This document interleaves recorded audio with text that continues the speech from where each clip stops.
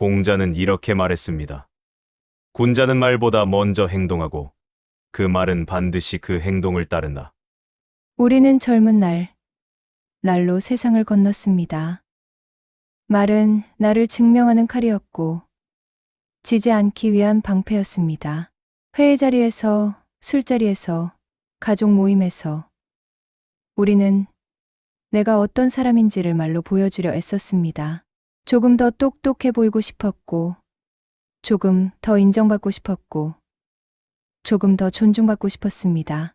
그때의 말은 빠를수록 좋았고, 많을수록 유리했습니다. 침묵은 불리함처럼 느껴졌고, 조용히 있는 사람은 손해보는 사람처럼 보였습니다. 하지만 나이가 들수록 말은 조금씩 다른 의미가 됩니다. 이제 말은 승부의 도구가 아니라 사람의 무늬가 됩니다. 내가 어떤 하루를 살아왔는지, 어떤 마음을 견뎌왔는지, 어떤 품으로 타인을 대하는지 그 모든 것이 말의 결에 남습니다. 그래서 공자는 말했습니다. 군자는 말에 조심하고 소인은 말로 자신을 꾸민다. 이 말은 우리에게 이렇게 들립니다. 말이 화려할수록 사람이 단단한 것이 아니라 말이 단단할수록 사람이 깊어 보인다는 것. 그리고 그 단단함은 큰 소리나 어려운 단어에서 나오지 않습니다. 오히려 작은 습관에서 나옵니다. 오늘 모임에서 바로 써먹을 수 있는 그 작은 습관들에 대해 이야기해 보겠습니다. 첫째, 인사는 상대의 존재를 반기는 말로 시작하십시오. 우리는 보통 오랜만이야, 잘 지냈어 라고 말합니다.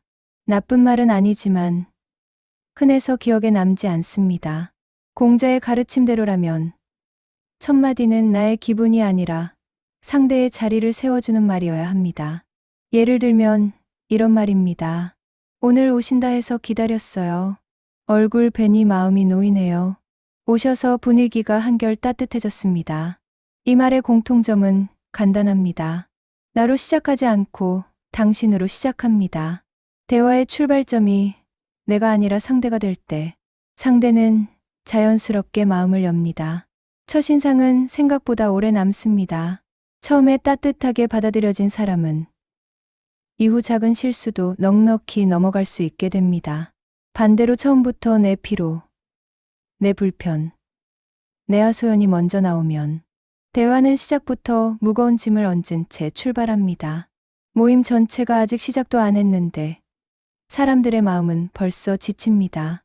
둘째, 모임에서 가장 조심해야 할 것은 자랑보다 가르치려는 마음입니다. 자랑은 듣기 불편해도 그 사람 이야기로 끝납니다. 하지만 가르치려는 말은 상대에게 이런 신호를 보냅니다. 너는 모르고 있다. 너는 부족하다. 내가 맞고 내가 틀리다. 공자는 말했습니다. 군자는 남을 탓하기 전에 자신을 돌아본다. 대화가 재판이 되면 관계는 오래가지 못합니다. 우리가 원하는 것은 내가 옳다는 판결이 아니라 내가 존중받는다는 감정입니다. 모임에서 누가 건강 이야기를 합니다. 요즘 혈압이 좀이라고 말하면 우리는 쉽게 그건 이렇게 해야 해요라고 말합니다. 하지만 상대가 정말 원하는 것은 처방전이 아닐지도 모릅니다. 그저 아이고, 요즘 걱정이 많으셨겠네요라는 한마디. 그럼에도 잘 버티고 계시네요라는 인정일 수 있습니다. 해결책보다 먼저 필요한 것은 공감입니다. 공감은 상대의 마음을 살려주고 조언은 때로 상대의 마음을 눌러버립니다. 셋째, 말을 잘하는 사람의 비밀은 말솜씨가 아니라 듣는 태도입니다. 공자는 배움의 시작을 듣는 마음에서 찾았습니다. 아는 것을 안다고 하고 모르는 것을 모른다고 하는 것, 그것이 진정한 알미다. 이 문장은 겸손을 말하지만 동시에 경청을 말합니다. 내가 다 알 필요가 없고 내 말이 정답일 필요도 없습니다. 상대의 이야기를 끝까지 들을 수 있다면 그 자체가 이미 큰 지혜입니다. 경청에는 기술보다 마음이 먼저입니다. 몸을 조금 상대 쪽으로 기울이고 눈을 부드럽게 맞추고 고개를 천천히 끄덕여 주십시오.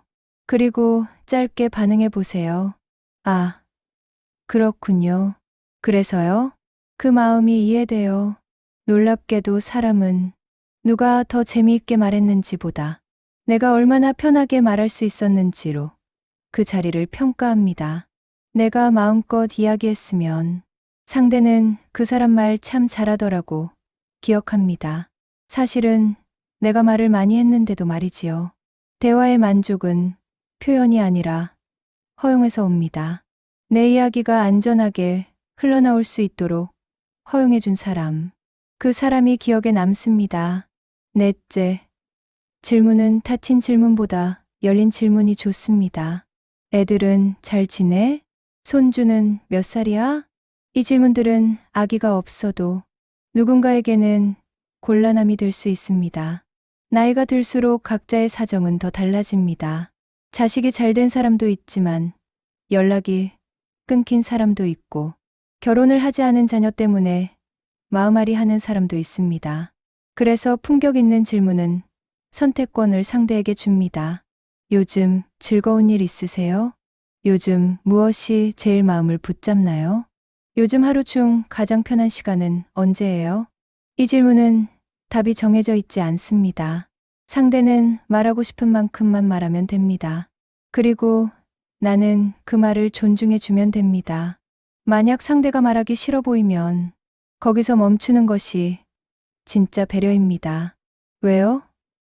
무슨 일 있어요? 라고 파고들면 그 순간 대화는 친절이 아니라 침범이 됩니다. 경계를 존중하는 사람이 나이가 들수록 더 귀한 사람이 됩니다. 다섯째, 칭찬도 안전한 칭찬이 있습니다. 살 빠지셨네요는 칭찬 같지만 병 때문에 빠졌을 수도 있습니다. 안색이 안 좋아 보여요는 걱정 같지만 상대에겐 늙어 보인다로 들릴 수 있습니다. 그래서 이렇게 돌려 말해보세요. 요즘 많이 바쁘셨나 봐요. 무리하지 마세요. 요즘 컨디션 챙기는 게 제일 중요하죠. 상대의 마음을 다치지 않게 하면서도 따뜻함은 충분히 전할 수 있습니다. 여섯째, 대화의 마지막은 처음보다 더 중요합니다. 사람의 기억은 전체를 저장하지 않습니다. 가장 강렬했던 순간과 마지막 순간이 남습니다. 그래서 헤어질 때 한마디가 그날의 모임 전체를 결정합니다. 일곱째, 말의 속도를 의식하십시오. 나이가 들수록 말의 속도는 곧 마음의 속도가 됩니다. 젊을 때는 빠른 말이 능력처럼 보였지만 이제 빠른 말은 종종 조급함으로 들립니다. 공자는 조급한 말을 경계했습니다. 말이 빨라질수록 생각은 얕아지고 생각이 얕아질수록 말은 거칠어지기 때문입니다. 천천히 말하는 사람은 말을 못하는 사람이 아니라 말을 고르는 사람입니다. 한 박자 쉬고 말하는 습관, 상대의 말을 끝까지 듣고 나서 입을 여는 태도, 그 느림이 대화를 안정시키고 상대를 편안하게 합니다. 말의 속도를 늦추는 순간 대화의 온도는 자연스럽게 올라갑니다. 여덟째, 모든 말에 평가를 달지 않아도 됩니다. 우리는 대화를 하다 보면 무의식적으로 평가하려 듭니다. 그건 잘한 거야. 그건 좀 아닌 것 같아.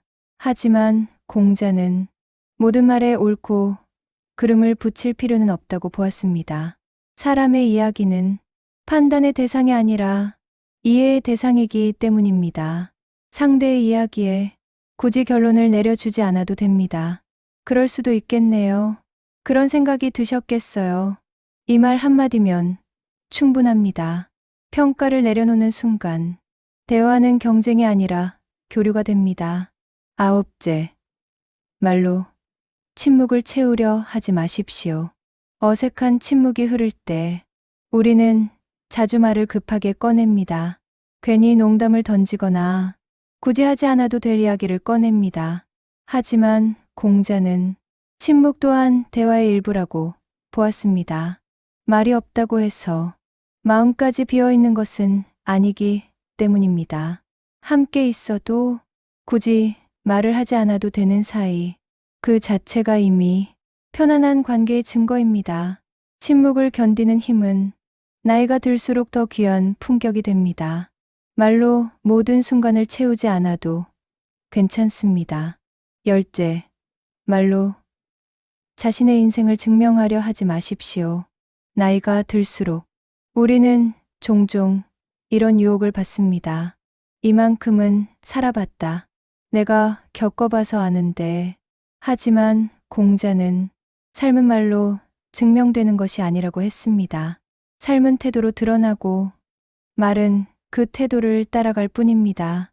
굳이 말로 내 인생을 설명하지 않아도 말의 결, 말의 온기, 사람을 대하는 방식 속에 이미 그 사람의 인생은 담겨 있습니다.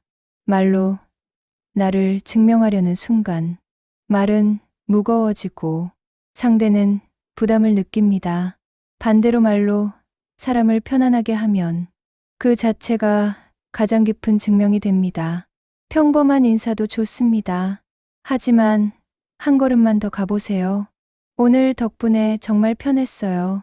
시간 가는 줄 몰랐습니다. 말씀 듣고 마음이 따뜻해졌어요. 다음에 또 뵙고 싶습니다. 내가 즐거웠다가 아니라 당신 덕분이다라고 말하는 순간 상대는 자신이 가치 있는 사람으로 느껴집니다. 그리고 그 느낌은 오래 남습니다. 공자의 말처럼 군자는 사람을 편안하게 합니다.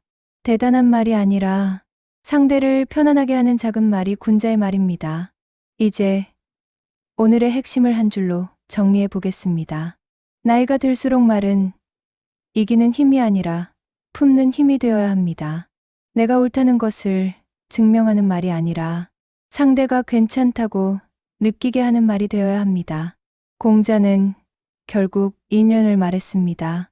인연이란 거창한 철학이 아니라 내 앞에 사람을 사람으로 대하는 태도입니다. 상대를 이기려는 말이 아니라 상대를 살리는 말, 그 말이 쌓이면 관계가 쌓이고 관계가 쌓이면 인생의 후반이 외롭지 않습니다. 덧붙여 공자는 관계의 기술을 예리라고 불렀습니다. 예리는 격식을 차리라는 말이 아닙니다. 상대의 마음을 불편하게 하지 않는 거리, 상대의 체면을 지켜주는 말투, 상대가 스스로를 부끄러워하지 않게 해주는 배려, 그 모든 것이 예리입니다. 첫 번째, 모임에서 판정의 말을 줄이고 확인의 말을 늘리는 것입니다. 그건 아니지 대신 그렇게 느끼셨군요. 그건 틀렸어 대신 그 부분이 마음에 걸리셨겠네요. 내 말이 맞아 대신 저는 이렇게 생각해 보긴 했어요. 이렇게 말하면 같은 내용도 상대를 다치게 하지 않습니다. 공자는 중용종용을 말했습니다. 치우치지 않는다는 것은 우유부단하다는 뜻이 아닙니다. 상대의 마음과 나의 마음 사이에서 관계가 상처나지 않는 균형점을 찾는 힘입니다. 말도 마찬가지입니다. 강하게 밀어붙이는 말은 순간의 승리를 주지만 부드럽게 품는 말은 오래 남는 신뢰를 줍니다. 두 번째, 군자의 말은 증명보다 존중에 가깝습니다. 나는 옳을지 몰라도 상대가 작아지게 만들면 그 말은 실패한 말입니다. 반대로 내 말이 서툴러도 상대가 나는 괜찮다고 느끼게 해준다면 그 말은 성공한 말입니다. 세 번째, 우리는 때때로 솔직해서라고 말하며 거친 말을 정당화합니다. 하지만 공자의 길에서 솔직함은 칼이 아니라 등불입니다. 등불은 상대를 베지 않습니다. 그저 길을 밝힙니다. 그러니 솔직함이 필요할 때도 이렇게 바꿔 말해 보십시오. 제가 혹시 신뢰가 될까 조심스럽지만 제 경험은 이랬는데 사람마다 다를 수 있어요. 제가 잘못 생각했을 수도 있습니다. 이 문장들은 말의 모서리를 깎아주고 대신 관계의 온도를 지켜줍니다. 네 번째, 대화가 끝난 뒤 남는 것은 정보가 아니라 감정입니다. 그날 누가 무슨 말을 했는지는 흐릿해져도 누구와 있으면 편했는지는 오래 남습니다. 그래서 지혜의 흔적은 큰 말을 하지 않으려 합니다. 대신 오늘 한 사람의 마음이 편해지는 작은 말을 남기려 합니다. 그 작은 말이 모여 우리 삶의 후반을 더 따뜻하게 만들 테니까요. 오늘도 우리는 누군가를 만납니다. 그 사람이 가족이든, 친구든, 이웃이든, 혹은 잠깐 스쳐가는 사람이든, 말은 흔적을 남깁니다. 부드러운 말은 사람을 살리고, 거친 말은 사람을 다치게 합니다. 그러니 오늘의 나에게 이렇게 물어보면 좋겠습니다. 내가 지금 하려는 이 말이 상대의 하루를 조금이라도 가볍게 해줄까? 아니면 무겁게 만들까? 그 질문을 습관처럼 품는 순간 우리는 이미 공자가 말한 군자의 길 위에 서 있는 것입니다. 시청해 주셔서 감사합니다. 여러분의 소중한 구독과 좋아요는 콘텐츠 제작에 큰 힘이 됩니다.